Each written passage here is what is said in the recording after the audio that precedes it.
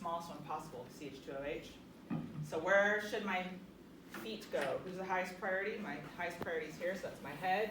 That means my feet are down here. Is that one-eyed person? So my feet go with the low priority.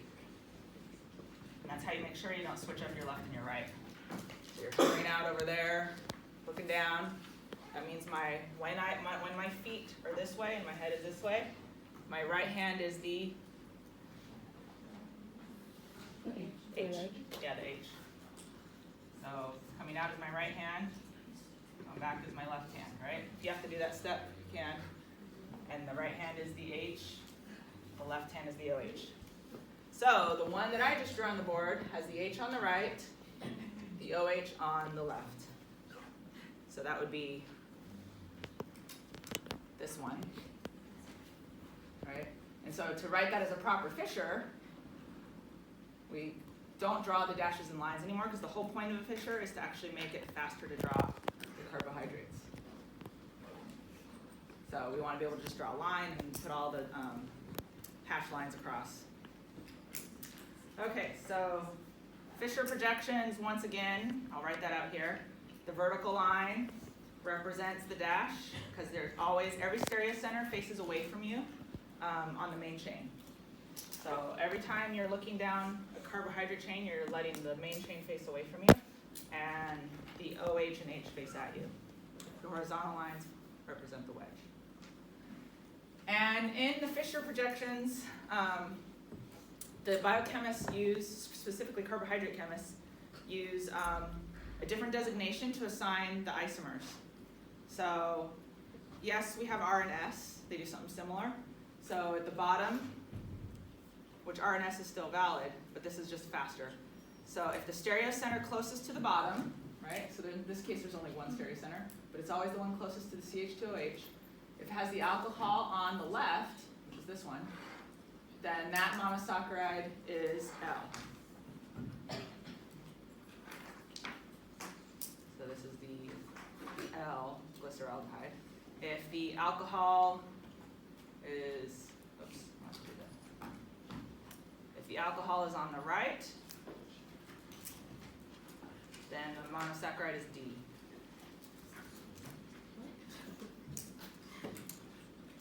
Okay, so D and L, you might have seen that in the name before and wondered what that was about. Yes? So we always put the aldehyde at the top.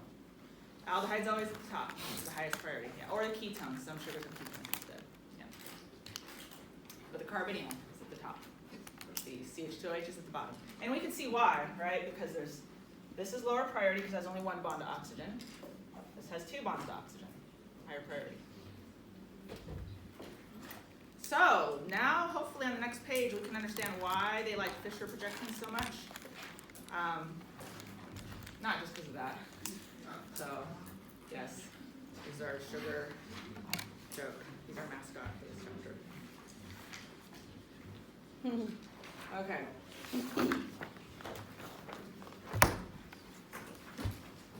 So I just went ahead and labeled the D and L for you. That was on the previous page.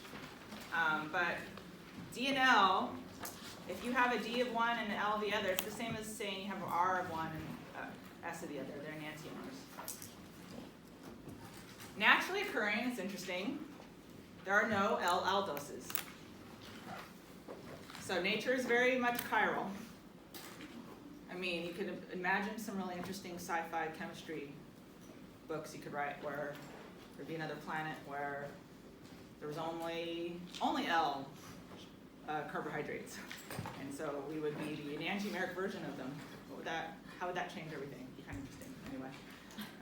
But yeah, in nature there are no naturally occurring L aldoses. You can make them, they just don't happen to occur naturally. So these are the aldoses that are really common. The ones you actually have to know are labeled biologically important. So we'll circle those as we go through. But they're organized in a way that hopefully is kind of easy to follow. Smallest one possible, glyceraldehyde. We did have enantiomers possible with glyceraldehyde, but naturally occurring are all D. So here's the D aldoses. So D glyceraldehyde. So this is your 3 carbon, right? Aldotriose means 3 carbons. Aldotetrose means we have 4 carbons. So there's D-erythros and D-threose. D-threose is not naturally found.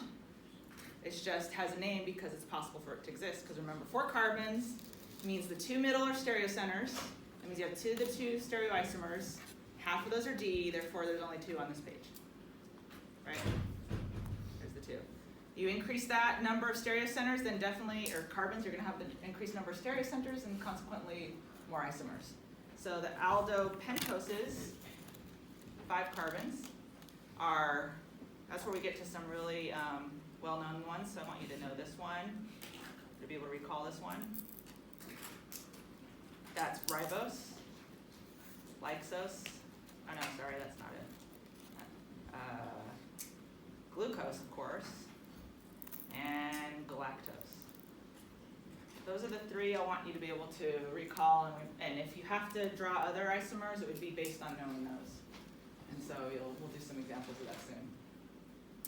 So ribose, hopefully you've all heard about. And where? DNA. Yeah. So DNA, RNA, arabinose, xylose, lyxose. Some of those, arabinose and xylose are found in nature, not lyxose, but it has a name because it's the other isomer possible. So they've all been drawn out and named. So allose is not naturally occurring, but that doesn't mean it's not interesting to make or use. Altrose, glucose, mannose, gulose, idose, galactose, and talose. Galactose is very biologically relevant. When you take biochem, I wouldn't be surprised if they just have you know them all, but for this class, I just want to focus on the ones that are really, really common in terms of their importance. So, for example, what you also want to be able to do goes back to a 211 skill, so it's a good review, is to be able to convert from a Fisher to a non-Fisher, to any other orientation. So in other words, if you're given this format, and you're given this whole list of sugars, can you pick out which one it's supposed to be? Suddenly, looking at this is the way we've been drawing things all semester. You can see kind of why biochemists like to do the Fisher all of a sudden. It seems a little bit more, makes more sense. Because if you look at these, it's really hard to see what's different here. We have a wedge OH, but only if the aldehyde's on the left, and then we have a dash and a dash. But if we had flipped it, then we have the opposite. But in Fisher, we have a fixed orientation, and then the way you can remember glucose, for example, is you know you have to always have the aldehyde at the top and CH2 at the bottom, but it's right, left, right, right. You're done. Right? You don't have to do this memorizing of which orientation you're going to set it up at, and which one's dashes and wedges, which one's R's and S. All you have to do is draw the Fisher, and you know it's right, left, right, right. That's glucose. Galactose, right, left, right.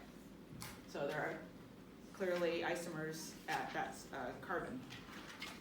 5 carbon one, the ribose, all right. Right. Okay? So it's really not that hard to remember them when you use a Fisher to help you remember. So what you want to do, just to remember, I'll do one of these with you and I'll save another one for homework. So let's see. Actually, we'll do one here. So this one will be the first one. Okay, so remember what you have to do to visualize the Fisher properly. We're going to have the aldehyde on top, the CH2OH on the bottom, and then how many stereocenters? 3, therefore 3 bow ties. 1, 2, 3. And that's where the thinking starts. You should be able to automatically pretty much set it up like that. Now we have to think what's left, what's right. So the definition of Fisher means that your head is at the high priority group, right? So this is the high priority, that's your head. This is the low priority, that's the tail. So, or your feet, if you want to think of it as a person. So I prefer to think of chemistry and cats sometimes, so that's why the tail comes up. There's a whole thing on that. Some people, there's like an account where someone republishes articles explaining it with cats, and it's really pleasant sometimes to read. Something a little bit lighter. Like, are cats really, are they liquid or solid? And they've done all these rheological, they call rheological measurements on them, their stretchiness and how they can fit into a cup and take the shape of a cup. And anyway, yeah. So that's aside from the point. If we are going to orient ourselves at the high priority group for the first stereo center, always have to have it pointing at you. So they have to hug you, so how I sometimes phrase it. So your head has to be here, and we have to be up because the carbon's up, so we're above it. So you're looking down there. And on your, I'm just going to start thinking about what's in the board and what's out of the board. So what's on my right in the board? The H. So get yourself, you have to move your own body, right? So if I get in there, right, let's face this way for you. The H is on my right. So H, that means OH is the other way. Now this carbon is down, so you have to be down. Otherwise, they're not hugging you. You're not in the right point of reference. You've got to roll over. So the whole idea of the Fisher projection is you can only choose one frame of reference to move. So you either keep the molecule fixed and move yourself, which is what this guy's doing, or you keep yourself fixed and move the molecule, which is what you do if you built a model. You would look at it so it's hugging you, and then you would say right, left, and then you turn it around the other way so that the other one's hugging you, right? But since it's hard to move the molecule on paper, you can imagine moving yourself. And if you get in there, make sure your head's aligned with the head. So now we're this way. Who's on my left now? OH. Okay, and then you already kind of got your person established for the top. This carbon's up again. So you're going up from the top again, so it should be, where's the OH now, on the right or left? Right. Good. Okay, so who is the match? Do you like those? Yeah, so this is clearly D, and it's a 5-carbon sugar. Gotta look in your 5-carbon row, and it's left, left, right. And lysose is left, left, left, right. So yes, D-lysose is a match.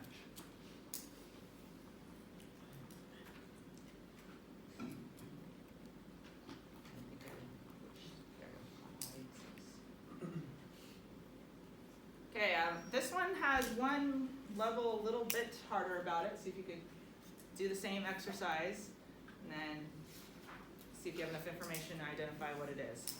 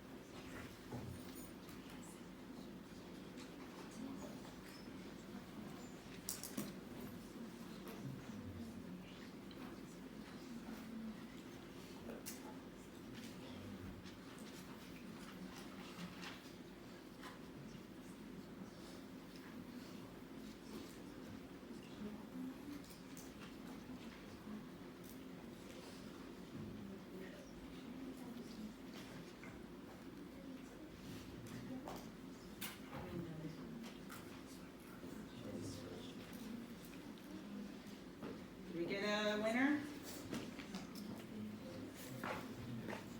Had a sneaky component. Anyone catch the sneaky component? That's a non-stereocenter.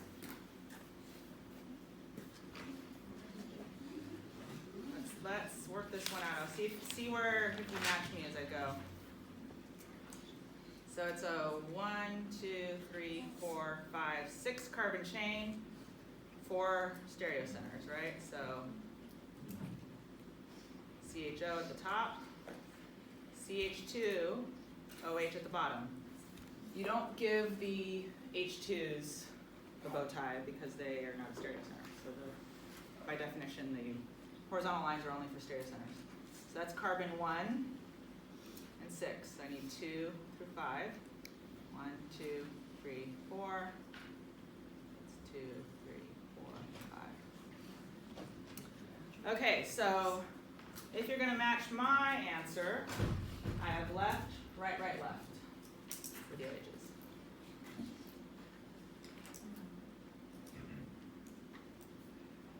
And yeah, left. All right, so what's going on here? It's an L sugar. That last left, that's an L sugar. So it's not on the list of the naturally occurring ones, but you can still figure it out. All right, so what, if D and L are supposed to be enantiomers, right? What does it look like? Which of those look like it's looking in the mirror at this one? L-galactose. So galactose is right, left, left, right. This is left, right, right, left. It's the exact opposite.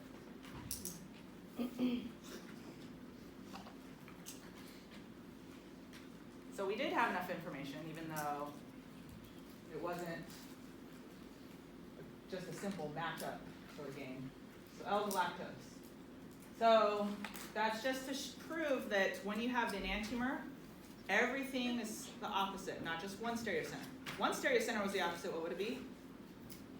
A diastereomer. Okay. However, they have another word for a specific word for diastereomers. Epimer? Epimer. Yes, exactly. So because they can describe which carbon it is, since they have carbohydrates are unique, it's in the sense that all the stereocenters have the same groups attached, H's and OH's, right? So for example, look at these two, the aldotetroses. Notice that they both have an OH on the right, but the other carbon is off. So the relationship between these two are not enantiomers, clearly, because they're both D. They're a type of diastereomer. And if we number the carbons 1, 2, 3, 4, 1, 2, 3, 4, we could see carbon 2 is where they're different. So they're called C2 epimers. So epimer is a very specific class of diastereomers. They differ at one stereocenter. So that opens the door to all kinds of things you can imagine drawing, right? So if we look at glucose, and let's say someone said, oh, you're going to need to draw D-allose for me based on what you know about D-glucose. I would say, okay, well, tell me about allose. Well, allose is a C3 epimer of glucose, which means everything else is the same except C3. So 1, 2, 3, that means I need to switch this one to the right, and I should have allose. Right, so that's where that term gets particularly useful, when you're able to assign it to a carbon. Yes? Is there a reason why we look at the bottom stereocenter when determining D and L? That's just the convention. It does not, if we were to name this with our old naming IUPAC system, we have to name every single stereocenter. So this would have an R and S, this would have an R and S, this would have an R and S, this would have an R and S. This would be, I'm just making it up because I don't have it memorized, it would be like RRSS, aldohexose, or 2, 3, 4, 1, 2, let's see, 2, 3, 4, RR, or 2R, 2R, 2, 2R, 3S, 4R, 3R, 4S, something like that. You have to name every single one. Then you say aldohexose, and so you know it was that much. But then you have to sit there and work out R and S. Which one's R and S? Now, which one is this one? Is this R and S? It's much faster to know that it's D, which means it's on the right side, and then you draw the rest accordingly based on a reference point. So that's why the Fisher is particularly useful, because you can't see that D or L relationship. And this one, you have to get to a Fisher first. You can't just look at that and see that it's D as quite as quickly, right? So the Fisher makes it more obvious. So yeah, carbohydrate books are usually filled with a lot of Fisher projections when we're talking about anything that's acyclic.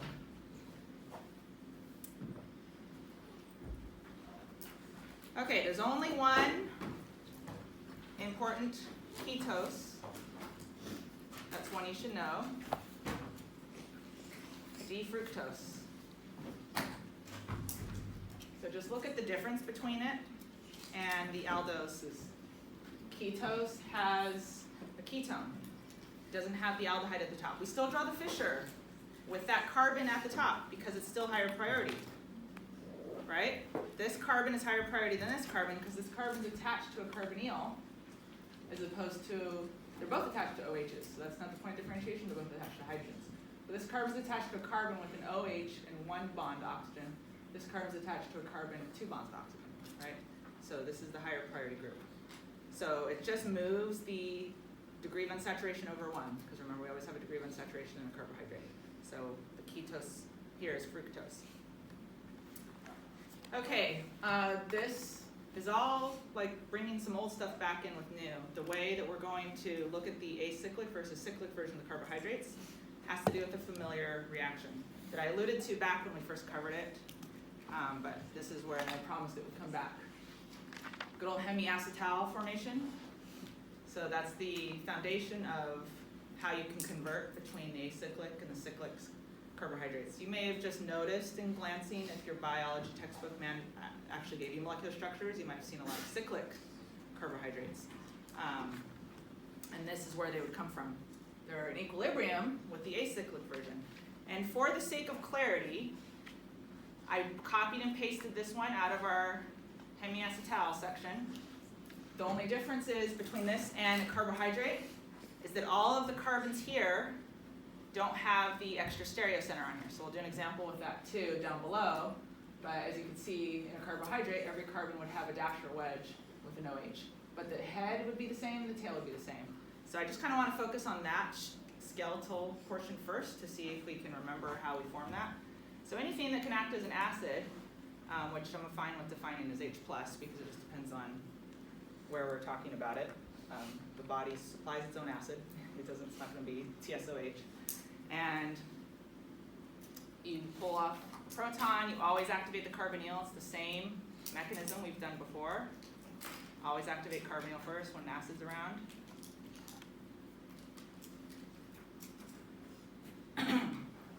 Time to close the ring, the reason we activated it was to attack. And we know we want to make a ring to get to the cyclic version. So attack, open. Good idea to number at this point. I always attack number starting with my nucleophile, so I know how my ring size will be. End with my electrophile. So my nucleophile is the OH. 1, 2, 3, 4, 5, 6. That sounds good to me. 6-membered ring. My electrophile is a carbonyl carbon. We'll usually form 5 or 6-membered rings. And so we get our 6-membered ring. Now just remember that one of those atoms is an oxygen. And it still has the H on it. And if I number similar to what I did before, I gave oxygen 1. And 1 came around and attacked 6.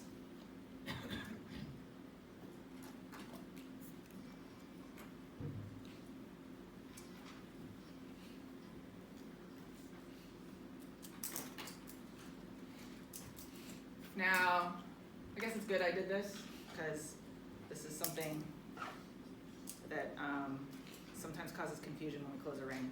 We just arbitrarily number, and that's fine. But notice that if I close this ring, I'd be going clockwise with my numbering, and then when I close this ring, I went counterclockwise. And that can sometimes trip you up a little bit, so I usually try to make an intention to match clockwise to clockwise. However, it doesn't mean I have to stop. If you're okay with it, it doesn't bother you, you can keep going. But if it does bother you, you can redraw at this point and erase your numbers and renumber. But just to show that it's recoverable, I'll work with this one. All I have to do is pay attention to what was on number 2, number 3, number 4, number 5, and number 6. So number 6 was the carbon with the OH, or excuse me, the carbonyl, which turned into an OH. And notice that we generated a stereocenter, so that I don't forget that. It went from trigonoplanar to tetrahedral, so I don't forget that. I'm going to mark it. And we're basically there, we just have to neutralize it. So water is abundantly available, so that's a reasonable source of base. Okay, so what do we call this product? Carbon with an OH and an OR attached. Hemiacetal. Because remember, acetal is a carbon with 2 ORs attached to the same carbon.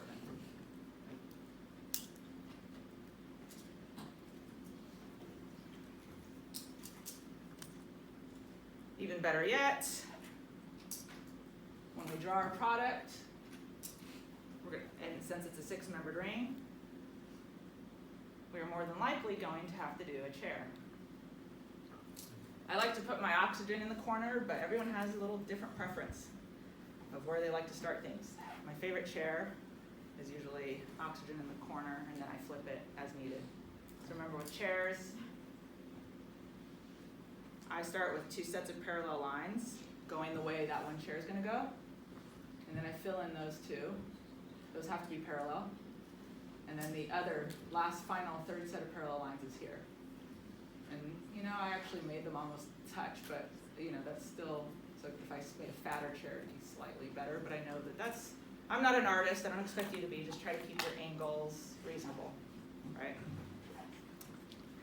Okay, so then I just fill in. I know that next to the oxygen, I'm going to have my OH, and because it's a stereocenter, I don't know which one necessarily I have, right? But I'll just start with it there. And so that would be, how do you describe the OH on that chair position? Equatorial, right? That old stuff comes back. And if we do a chair flip, what happens to the OH? Yes, remember there's an equilibrium. To flip the chair, when you flip the chair, everything moves over 1. You're kind of, what was down is now up. What's up is now down. As a consequence, the convention is to draw the other chair with the parallel lines going the opposite way. Let's see. And everything moves around the ring 1 spot because the oxygen, for example, which I'm using as my point of reference, used to be up. It's got to be flipped, so it's going to be down now. So it's going to be in this corner. I could move it clockwise or counterclockwise. I typically go clockwise though. So now the oxygen's there. And then I'm going to draw my 2 sets of parallel bonds. So I have those, right? And then here to finish it off. That's a better chair, I think, because they're all parallel without touching. It's a little bit fatter.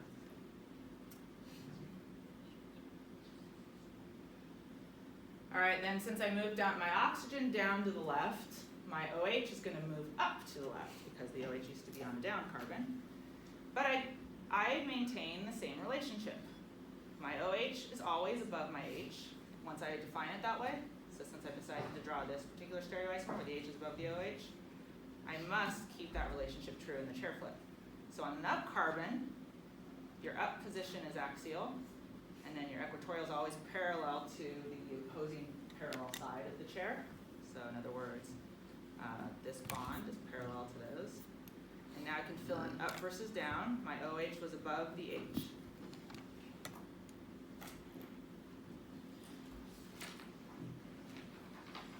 And we learned in 211 which one is usually more favorable.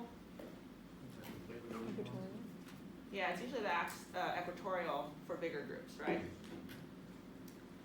There's a complicating factor that actually makes the axial OH preferred.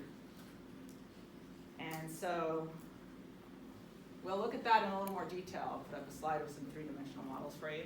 But it has to do with the nature of that being an oxygen. Hydrogen bonding? Well, you're thinking along the right lines of sort of an interaction. It's actually an orbital overlap that's allowed to occur. It's called the anomeric effect, but let me get to some definitions first because we didn't define anomers or anything like that yet. So before I get to that point, we're always going to be looking closely at this carbon. It's the hemiacetal carbon. It's the carbon attached to the O that also has an OH on it. And that's why I didn't draw all the other things here, because all the other OH stereocenters, because I really wanted to focus. This is always the true one that really matters. It's the one that changed when you pass the chair. Okay, so that's your muta-rotatory carbon. So that means that the chair is going to open and close. There's lots of equilibriums going on. We have chair flips. We also have opening and closing, because this is really also an equilibrium. Right? And so that's the carbon that can change up and down, because every time it attacks, it's a different stereocenter. So it just depends on which one you get at that point in equilibrium. So that's a muta-rotatory carbon. And the major is actually, in this distribution, is actually the axial OH for the chair, and this is called the anomeric effect. I think I defined that later. Oh yeah, I do have the name for that. So I'll write it here just so you can refer back to it, but I discussed it in a second.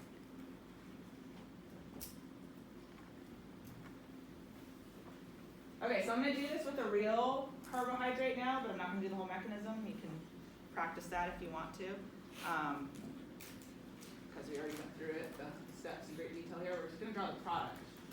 So let's close the glucose into a chair. This step here that I've done for you does take some brain work. I recommend you get to this point on your own. Okay, so I've got it to the point where it's almost, I've converted the dashes and wedges to their up and down position on the chair. So if it's not totally clear, it's always a good idea to go and draw the other bond that's not shown for the H. Carbon up, axial up, carbon down, axial down, carbon down, axial down, carbon up, axial up. And you'll see that it obeys all of the relationships, right? So with the CH2OH, I have, if I wrap that around and I have my carbon right here, right? So that it's rotated, then the axial, the equatorial OH is below the H. But you have to match this. Notice how this is up, down, and it's curving around. And here, this is not quite curving around yet. So it takes a little work. You might want to get your model set out again to make sure you're comfortable with how that all worked out. What I want to do is focus on the ring closing part at this point. Okay, so I'm going to call this piece that we have in every sugar CH2OH. It's not always drawn in bond line format. There it is there. So that's a key feature of the sugars. On the ring, you'll have every carbon has an OH except for the one with the CH2OH. Then we're going to close the ring, and then we'll let this pick up some acid. That'll be your mini mechanism, in a sense. Okay, so let's draw the chair with all the OHs for glucose. And I'm not going to draw every single H in there.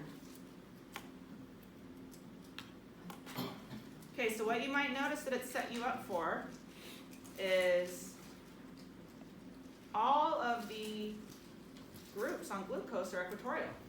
That's kind of a nice way to remember glucose when it's in a chair, because it's not the same as memorizing its structure in a Fisher. So what's particularly stable about glucose is all of these so far are equatorial. So all H's except muta-rotatory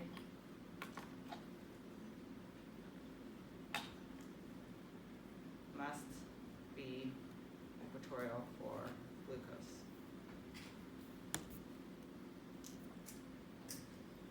So I'm going to fill those in.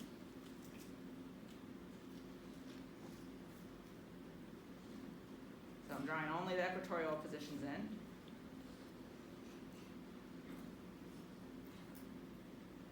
So the mutirotatory one means that it could be either, because when the ring attacked, it gave us either a hydroxide up or down. And then on this, so this is always my mutirotatory carbon, the one that's part of the hemiacetal. This one on the other side of the oxygen is always going to have my CH2OH. So I'm just going to draw that as CH2OH, and I'll draw that as equatorial also. Parallel to the side bonds, CH2OH.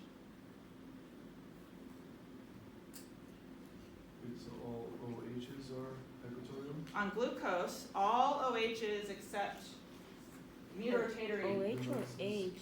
This is Oh yeah, you're right. I put H's. Thank you. That's a big difference.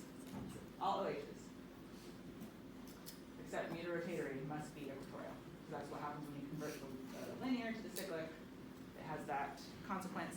But we can always have the two versions here of where the mutirotatory carbon could have given us either isomer, so stereoisomer. So let's draw the other one, which is exactly the same chair. I'm not flipping it. It's not a chair flip. This is giving both options for the mutirotatory carbon. So I have my equatorial OHs, my equatorial CH2OH. So all groups equatorial, except now I make this one axial. This one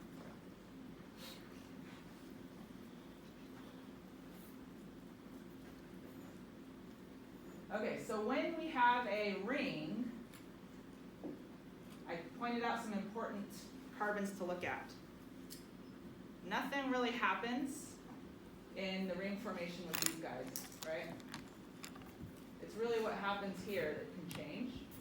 And so to describe these two isomers, the name that is used for that is to talk about the relationship. So I'm actually going to draw in the H only for this other carbon, because that's the relationship we're going to use. If this is up and this is up, in other words, they're both above their hydrogens,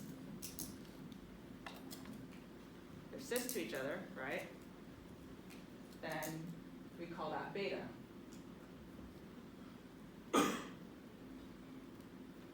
This is the opposite. This one's up, and this one's down. This is the alpha anomer.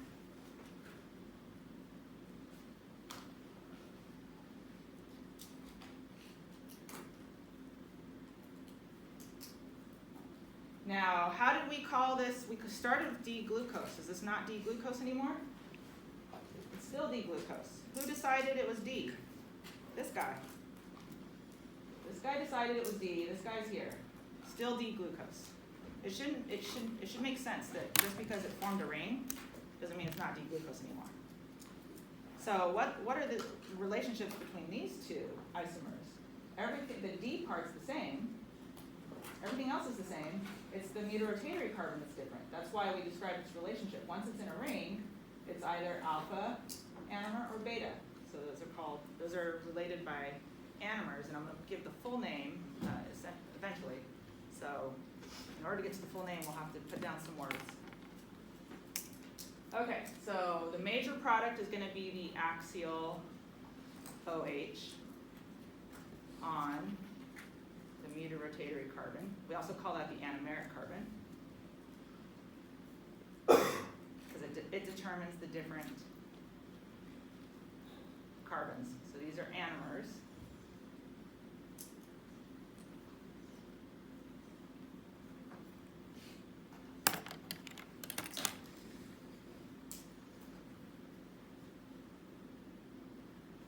And so I'm going to, in red, highlight that anomeric carbon right here.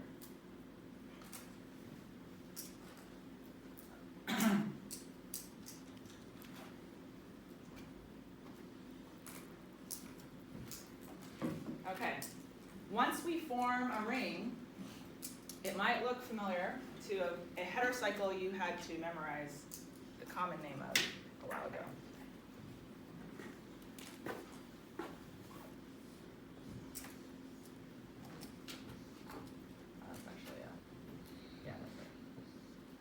it's either this one or you also had to know the 5-membered ring version. Furan. That's furan. Remember what this one is? Tetrahydrofuran. Tetrahydrofuran is furan, 5-membered ring without the dope of the pi bonds. So that's a good one to point out just for that's THF.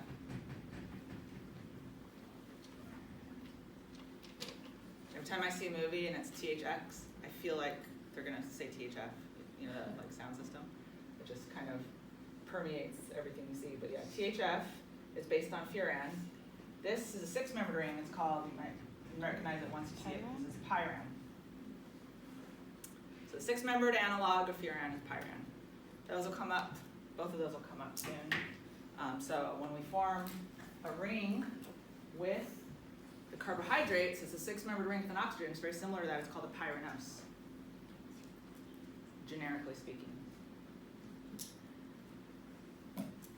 So we're going to be able to name this now because we're going to have all of our information. We know which one's alpha and beta. We know it's D. We know it's based on glucose. Okay, so first I'll answer this last question. What do we call the carbon atoms that have 2 possible stereocenters? Those are our anomeric carbons, which I defined earlier. They're also known as, aka mutarotatory Cs.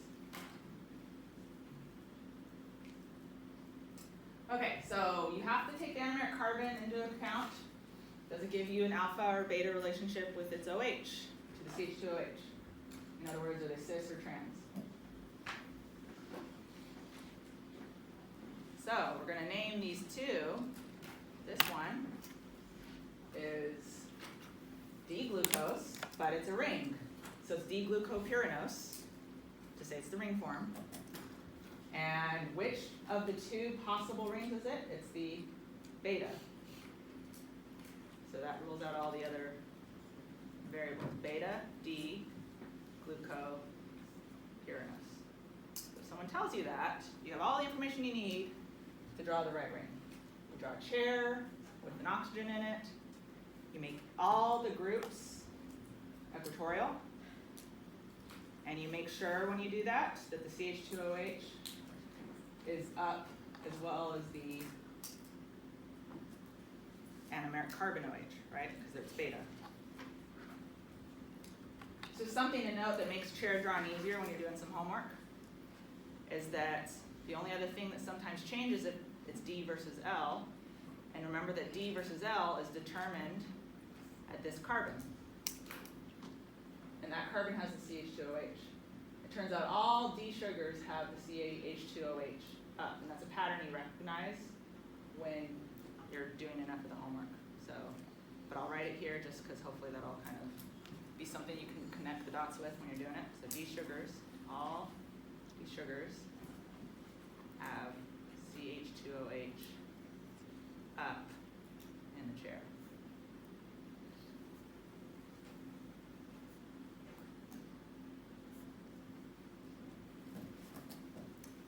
Okay, so when you have D-glucose and you let it form the hemiacetal, we can get D-glucopyranose in the alpha or beta form.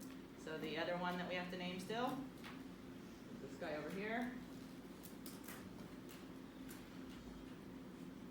This would be exactly the same name, only alpha. Alpha D-glucopyranose.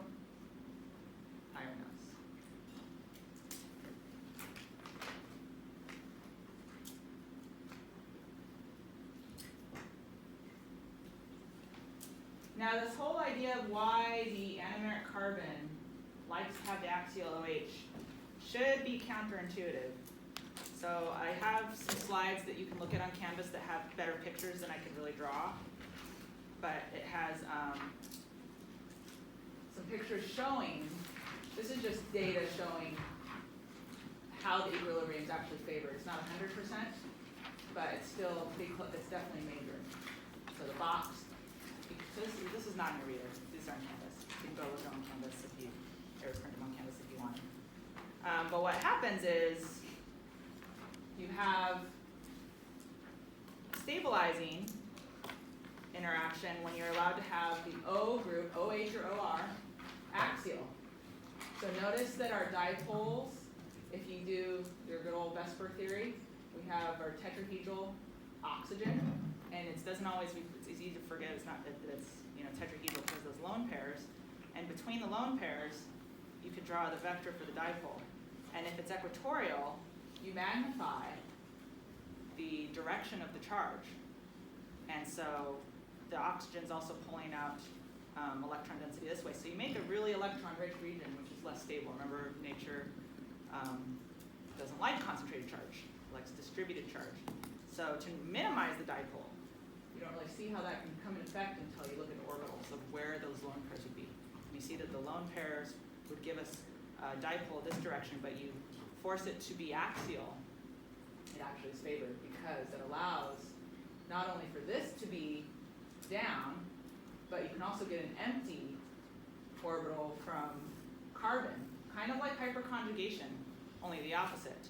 This time the oxygen's giving some electron density away to the orbital on carbon that allows it to overlap and diffuse some of that electron density across the molecule. So I'm not going to get into orbital diagrams, but that's, if you really want to keep going layers deeper and deeper, it comes down to how the original orbitals are higher energy than the molecular orbital thanks to that orbital overlap.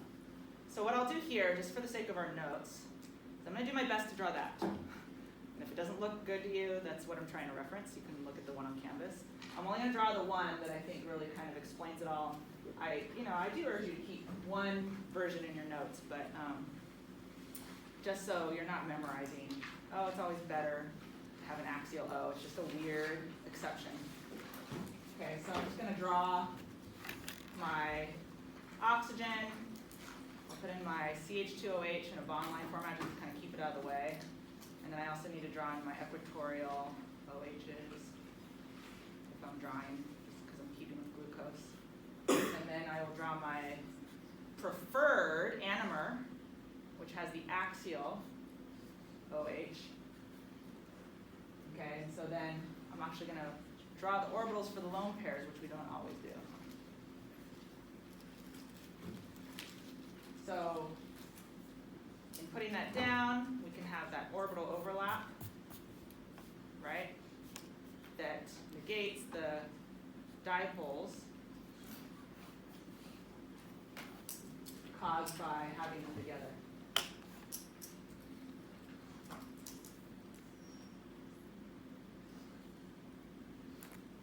So this is one of those interesting points in the chemistry class where you kind of come full circle. You're asked to, yes, Valley? Which atom's empty orbital is that? Carbon. It's on carbon. It's not empty, it's less electron dense. So it can contribute some electron density to it. It doesn't have a lone pair in there. It's the other side of the lobe of the hybrid orbital. So there's a hydrogen attached to that one? Yes, yeah, still being used, but it's not as electron rich. So what is interesting in this point is kind of the reality that, in the beginning of 211 you're learning these black and white rules, right? So, oh, yay, I've learned that, I've proven that equatorial is always better than axial. And then you learn something's either an acid or a base, something's either a nucleophile or electrophile. And then by the end of the class, you've switched those extremes, right? You've been able to make something that's normally an electrophile a nucleophile. So you've also been able to make something that's normally stable equatorial position, more stable axial. So it just kind of reinforces that concept in science that everything's a spectrum, and you've got to evaluate, when you first learn it, you're learning the black and white rules of the extremes, and as you learn more, you're learning how to work out, the gray area, where things would fall on either side of that decision. So it's not a binary answer, always. It's always this or always that. It's where does this fall, right, on that continuum, when is it finally more stable to do it the other way, as opposed to the way I've been doing it all along. So that's kind of where one of those thresholds is breached. It's kind of interesting. So in other words, the more you know, the more you realize you don't know, right? That's what it comes down to. So anyway, yeah, so you've got to start making predictions as opposed to just obeying rules blindly. I'm going to stop there since I do have to get to a doctor's appointment, but I have, this is a nice spot to stop. We've already done the labeling. We're going to Hayworth next, which is pretty simple. I have your, in case you missed the announcements, I can't, I'm not staying because I'm not feeling too great. I started to feel a little bad around the beginning when I woke up, but I decided not to cancel classes. I wanted to get all this stuff back to you, and but I was able to squeeze in a doctor's appointment that starts in about 45 minutes, so I'm gonna have to get over there. So that means no workshop in person, but I have these for you, and they're gonna be online, okay? And I'm sorry for those Friday folks. If you want to have any appointments with me to go over with them next week, I'm happy to do that, assuming I'm not better by then. If you didn't get your lab reports, get them back. If you have any late ones, please get them in as soon as possible. Do you have one?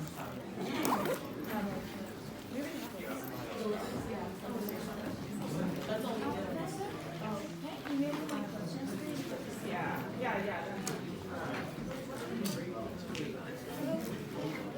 Thank you. I'm just trying to.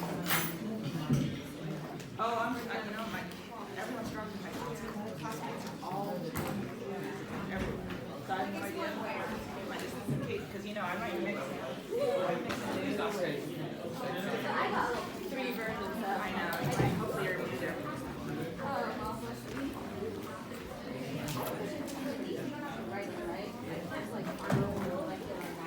No, it's not. I care more about wow.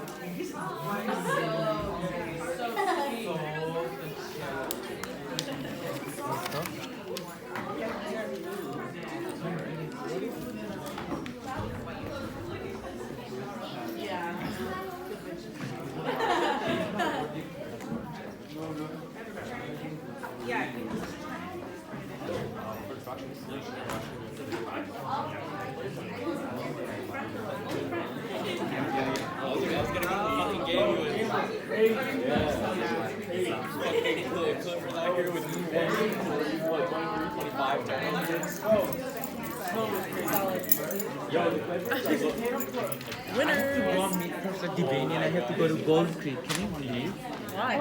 Because I'm taking the direct aesthetic, so I have to go to Gold Creek. And it's cute, they're even gonna That's funny. Is that still on? It's chance. It's still Go on? and pose in front of it. It is still on. Go and pose. It's still on. Should I just go and like? No, you cannot. It's still recording.